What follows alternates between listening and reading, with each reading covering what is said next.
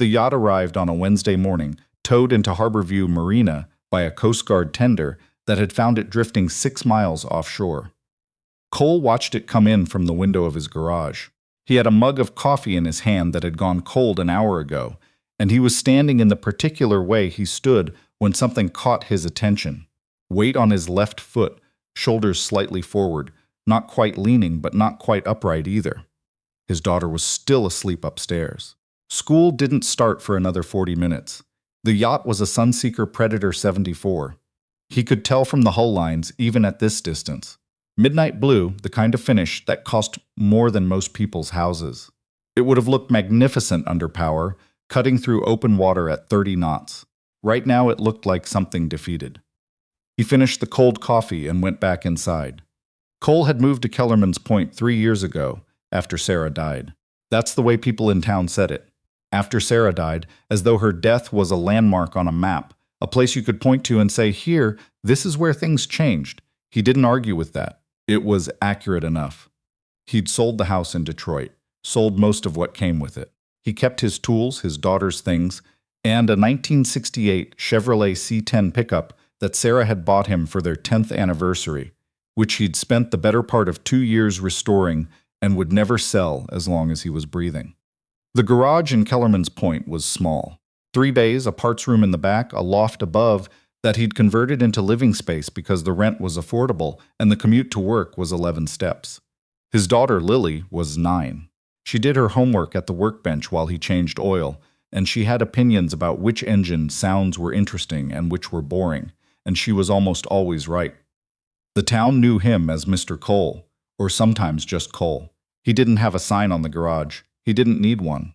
Word traveled in a town of 4,000 people the way water traveled downhill. Without effort, without permission. He was not the kind of man who introduced himself. The woman who came into the garage on Thursday afternoon was the kind of woman who did not wait to be introduced to anything. She came in through the side door, not the bay doors, which told Cole she'd been here before or done her research, because most people made the mistake of trying the bay doors first and finding them locked from the inside. She wore a charcoal blazer over a silk blouse and shoes that were entirely wrong for the gravel parking lot outside, and she walked like someone who was accustomed to rooms adjusting themselves for her arrival. Cole was underneath a 2019 Ram 1500 at the time. He heard the footsteps and finished what he was doing before he slid out. "I'm looking for someone called Cole," she said. He looked up at her from the creeper. "You found him." She seemed mildly surprised. He got that sometimes. The coveralls, the grease, the fact that he was on the floor rather than behind a desk. People expected something different. He didn't know what exactly, something more.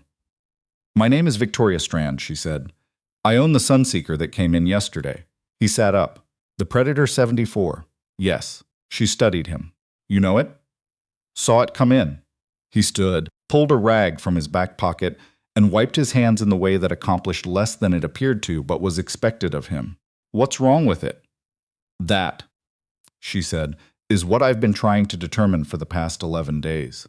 He listened while she talked, which was the thing he did best, and the thing most people noticed about him only in retrospect, when they realized they'd told him more than they'd intended to.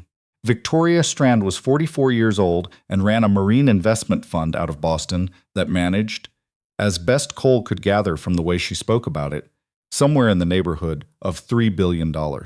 She used the Sunseeker for client entertainment, coastal trips, weekend charters, the kind of hospitality that kept relationships warm and money moving. The yacht had failed to start 11 days ago at a marina in Bar Harbor. Since then, she had retained the services of 2 certified Sunseeker mechanics, 1 marine electronics specialist from Portland, and a dealer service team that had trailered equipment up from Connecticut. She had spent, by her own accounting, somewhere close to $400,000 on labor, diagnostics, and parts replacement. The engine would not start. "They've replaced the fuel injector rail," she said. "They replaced the primary ECU. They replaced both batteries and the alternator. They ran a full diagnostic sweep and found no fault codes." She said this last part with a particular flatness that told Cole she had repeated it many times and was tired of the sound of it. "What did the boat do when it failed?" Cole asked. "Did it die while running, or did it just not start one morning?" She paused. "It didn't start one morning. Had it been running the night before? Yes, we'd come in around 9 p.m. Everything was normal. Where was it docked? Open slip, outer dock. It was cold that night. There was a weather system moving through. Cole nodded once. He was looking at a point somewhere past her left shoulder, which was not rudeness. It was the way he processed things, arranging information in some internal space that apparently required him to look away from whoever was speaking. Has anyone checked the crankshaft position sensor? He asked. She blinked. I don't know. Has anyone mentioned the wiring harness between the sensor and the ECU? They mentioned a wiring harness, she said slowly. They said it was fine. Did they test it, or did they look at it? The silence that followed lasted about 4 seconds. I don't know, she said again, and this time her voice had lost some of its certainty. Cole set the rag down on the workbench. I can take a look, he said. I can't promise anything. Marine engines aren't exactly my field. Then what is your field? He picked up his coffee mug, found it empty, set it back down.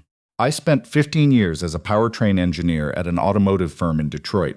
Before that, I did my master's thesis on cold weather electrical fault propagation in high-performance engines.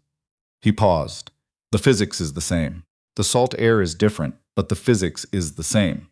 Victoria Strand looked at him for a moment, in the way that people looked at things when they were reassessing them. When can you come? She asked. I'll come now, he said. Let me tell my daughter. Lily was upstairs finishing a worksheet about the American Revolution that she had strong and largely accurate opinions about. She looked up when Cole came in, assessed his expression, and reached the correct conclusion before he said anything. How long? She asked. Couple hours. Maybe more. Can I come? It's a yacht. She considered this. Is it a big one? 74 feet. She put her pencil down. I'm coming. He didn't argue.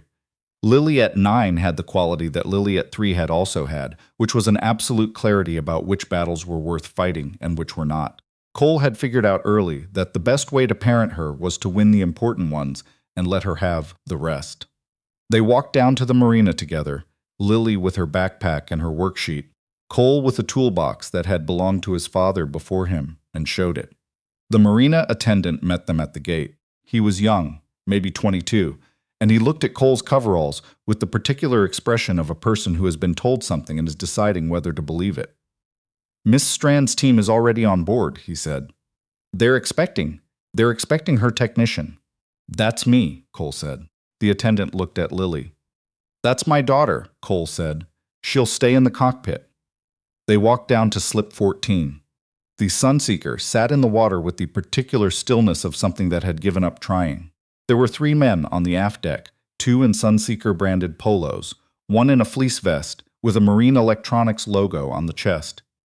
They looked at Cole the way the attendant had looked at him, but with less caution and more confidence in their assessment.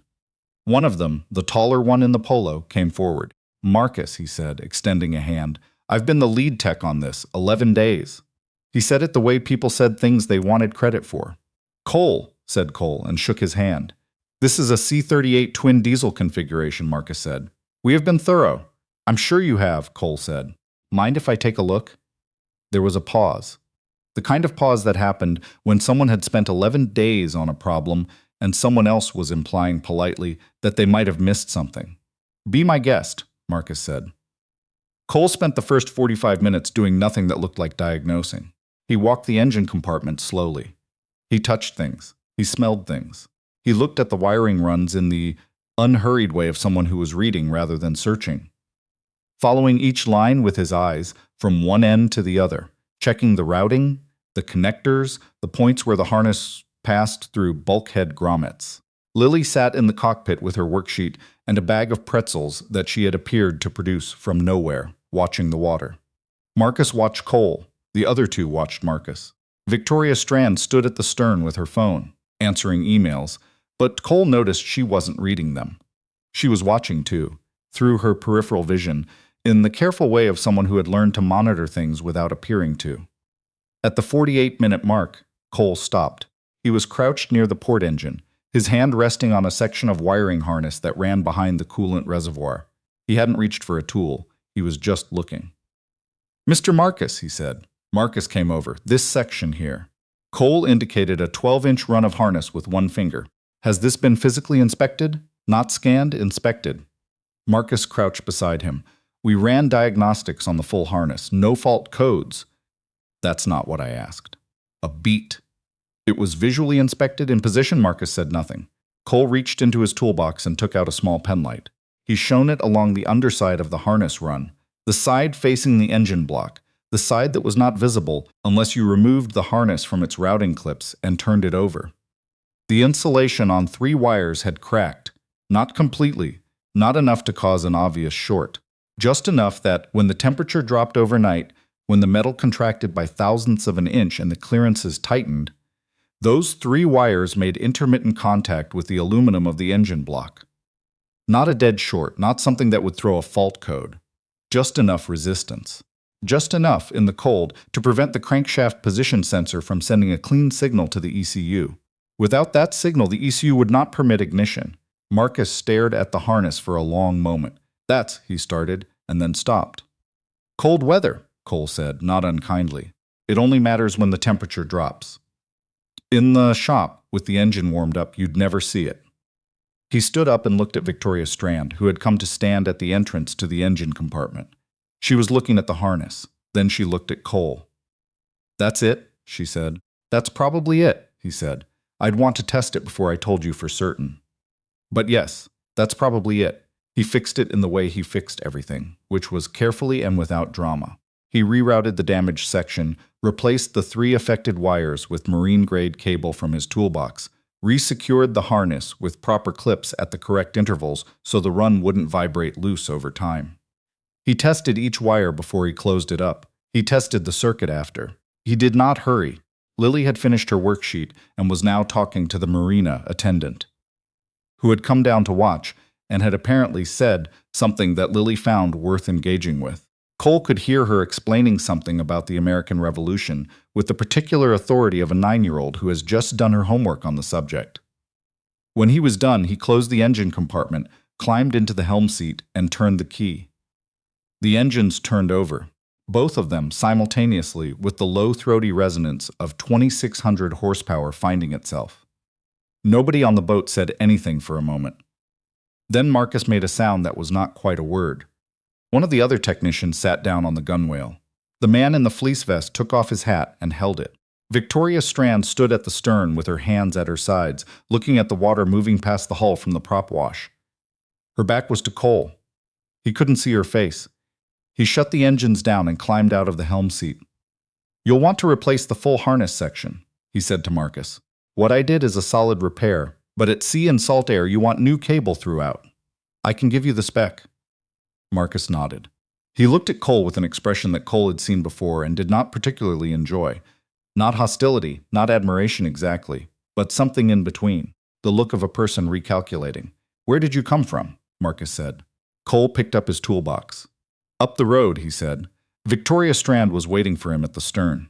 She had the look of someone who had been preparing something to say and then discarded it and was now working without a script, which was, Cole had come to believe when people said the most true things. "What do I owe you?" she asked. "I'll send an invoice," he said. "It won't be much. Couple hours of labor, some cable." She shook her head, not in refusal, but in something more complicated. 11 days, she said. 4 teams, $400,000. Cole looked out at the water. The afternoon light was doing something complicated with the surface, breaking apart and reassembling with each small wave. "They were looking for big things," he said.